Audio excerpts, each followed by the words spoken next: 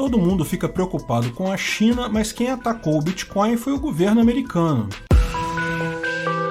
Esse é o Visão Libertária, sua fonte de informações descentralizadas e distribuídas. Todos sabemos que o Bitcoin é algo ruim para governos em geral e que é consequência disso governos tentarem atacar o Bitcoin. Já fizeram isso no passado, ainda vão fazer muitas outras vezes no futuro, mas um ataque novo foi feito hoje, na madrugada do dia 6 de maio, pela mineradora americana Mara Pool.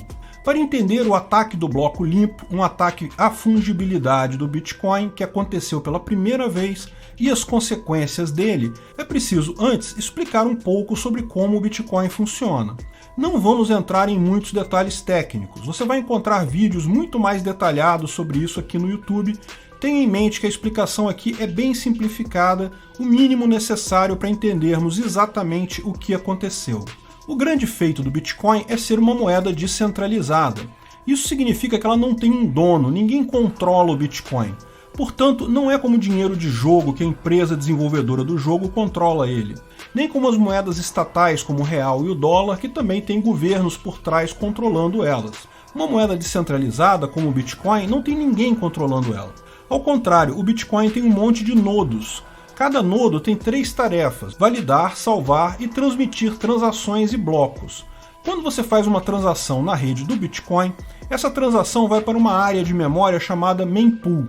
Essas transações são chamadas de não confirmadas. A cada 10 minutos, mais ou menos, um nodo qualquer da rede consegue resolver um problema matemático muito difícil de ser resolvido.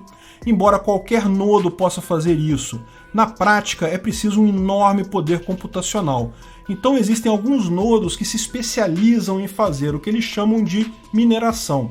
Eles têm chips customizados para tentar resolver o problema em questão. Então, quando aquele nodo minerador consegue resolver o problema matemático, ganha o direito de receber as taxas e recompensas daquele bloco minerado. O site mempool.space permite ver com clareza o que está acontecendo. Os blocos em amarelo são os que estão no mempool do Bitcoin aguardando a confirmação. Os em azul já foram minerados, portanto confirmados. Cada bloco desses inclui um monte de transações feitas. O número de transações que cabe em cada bloco é limitado. Então os mineradores tendem a escolher as transações que possuem recompensa mais alta, fecham um bloco com essa e colocam eles na blockchain para ganhar o máximo possível. O problema que é resolvido pelos mineradores tem o nome de SHA-256, é uma forma de hash. Por esse motivo, a capacidade de cada minerador é medido em hash rate, que é a quantidade de tentativas de resolver o hash por segundo que todos os computadores ligados àquele minerador conseguem. O problema é tão complexo que um minerador sozinho teria dificuldades em conseguir. Então, vários mineradores se unem no que é chamado um pool de mineração, que é um grande número de mineradores agrupados tentando resolver o problema. Os maiores pools são o Antpool, o F2 Pool e o Poolin, mas existe um grande número deles. Como é de se imaginar, quanto maior o hash rate de um pool, maior a chance dele acertar o problema e conseguir minerar um bloco. Então, os pools pequenos levam muitos dias entre um bloco e outro, ao passo que os pools maiores fazem vários blocos por dia. Novamente, ressalto que o assunto todo é muito mais complexo, estamos simplificando o caso, mas com essas informações podemos chegar ao ataque sofrido pelo Bitcoin hoje de madrugada. Um pool pequeno, que portanto muito raramente consegue minerar algum bloco, chamado Mara Pool, da empresa Marathon Digital Holdings, conseguiu minerar o bloco 682170. Até aqui nada demais, volta e meia um minerador pequeno consegue essa façanha.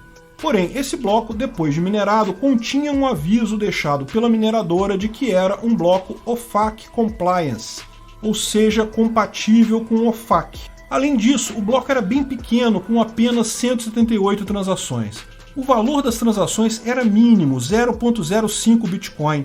Ao invés de pegar todas as transações no mempool, escolher aquelas com maior valor, eles pegaram apenas algumas poucas transações. Por que ele fez isso? A recompensa média de um bloco em taxas de transação é na faixa de 0,85 Bitcoin. Ele jogou fora 0,8 Bitcoin para poder escolher as transações? Isso não faz sentido, 0,8 Bitcoins é um bocado de dinheiro. Bem, o porquê ele fez isso pode ser entendido justamente no aviso de que o bloco era OFAC Compliance. OFAC é o Office of Foreign Assets Control, ou Escritório de Controle de Ativos Estrangeiros. um departamento da Receita Federal americana cujo objetivo é garantir o cumprimento de normas federais aleatórias do governo americano. Por exemplo, você sabe, os Estados Unidos impõem bloqueios em vários países, como o Irã, Cuba, Venezuela. Portanto, o OFAC proíbe transações com esses países, também proíbe lavagem de dinheiro e tem várias regras aleatórias lá. A OFAC lançou em junho de 2020 um framework para compliance de empresas americanas com criptomoedas. Veja, o OFAC não diz nesse compliance que você não vai aceitar a transação do endereço X ou do endereço Y.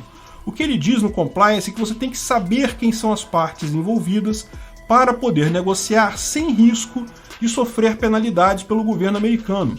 Então, se sem querer você transacionar bitcoins, digamos, com endereço no Irã, você está cometendo uma fraude e pode ser multado pelo governo americano. Só que os endereços de Bitcoin não dizem nada sobre o local físico onde está aquela carteira. Não tem como saber quais carteiras estão no Irã, em Cuba ou em qualquer país. Como o Marapool fez então? Ele só aceitou transações de endereços que correspondem a corretoras americanas conhecidas. Assim, qualquer outra transação que não estava registrada nos Estados Unidos foi negada. Por isso, o bloco ficou com tão poucas transações. E por que isso é um ataque ao Bitcoin? Bem, é um ataque à fungibilidade do Bitcoin. Em tese, o Bitcoin, como qualquer moeda, é um bem fungível. Qualquer Bitcoin vale o mesmo que qualquer outro Bitcoin. Mas se o governo americano consegue marcar determinados endereços como sendo proibidos, seja por questão de traficantes e pessoas ruins, seja por questão de países apenas, ou seja porque querem perseguir um cidadão específico, então a fungibilidade ficou prejudicada. Existem agora Bitcoins bons e Bitcoins ruins. É exatamente isso que quer o governo americano, que pretende a OFAC, e o fato de uma mineradora ter aceitado tais regras é um ataque sério ao Bitcoin. Veja, nenhum Bitcoin foi perdido, ninguém foi prejudicado, as transações de outras pessoas acabaram sendo confirmadas no bloco seguinte, 10 minutos depois por outro pool. Esse ataque em si foi insignificante, não mudou nada. Mas a questão toda é o que ele sinaliza em termos de possibilidades de ataque do governo no futuro. Primeiro, é curioso que muita gente apontava risco de interferência do governo chinês, porque tem um grande número de mineradores que fica na China, mas no final o ataque foi feito pelo governo americano, um pequeno pool minerador americano cedendo a regras do Estado americano. Mas como eu disse, isso não foi um problema em si. Justamente devido a regras financeiras muito rígidas nos Estados Unidos e a energia elétrica muito cara, existem hoje muito poucos mineradores nos Estados Unidos. Portanto, mesmo imaginando que todos os mineradores americanos resolvam seguir o OFAC, não vai mudar nada. De vez em quando teremos um bloco ou outro estranho como esse, mas isso não muda nada. As transações simplesmente aconteceriam no bloco seguinte. O problema é que o governo americano tem um bocado de dinheiro. Imagine se o governo americano criasse vários pools de mineração para tentar chegar a uma grande fração dos blocos minerados dessa forma. Isso significa que, de fato, você criaria o Bitcoin bom e o Bitcoin ruim.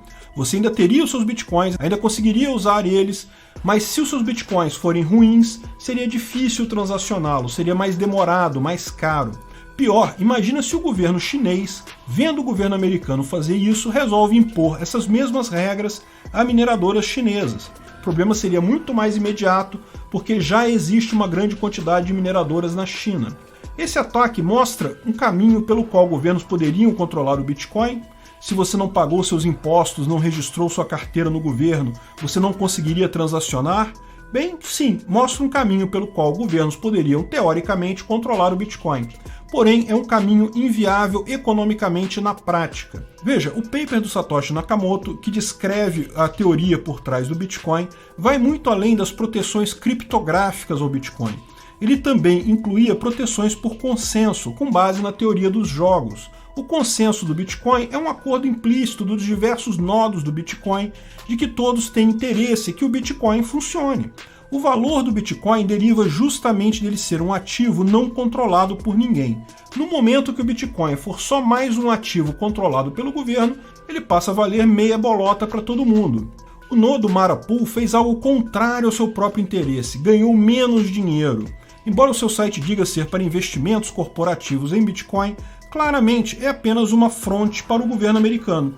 Não faz sentido alguém querer consertar o Bitcoin, matando sua característica fundamental, a independência do governo. O que os demais nodos podem fazer? Bem, o Marapool já perdeu o hash rate significativamente depois da divulgação dessa informação. Lembre-se, os pools agregam vários mineradores juntos e eles certamente ficaram insatisfeitos ao perceber que perderam dinheiro nisso. A chance desse pool minerar outro bloco ficou muito mais distante agora. A ideia da proteção pelo consenso é essa, o interesse das pessoas é no sentido de garantir o Bitcoin. O Taproot, a mudança do Bitcoin que está rolando neste momento e que explicamos melhor no vídeo Como Mudar o Bitcoin, do dia 19 de abril, vai incluir mais privacidade nos endereços e dificultar esses controles do tipo da OFAC. Mas mesmo que isso não seja suficiente, basta um novo soft fork do Bitcoin com ajuste nessa escolha.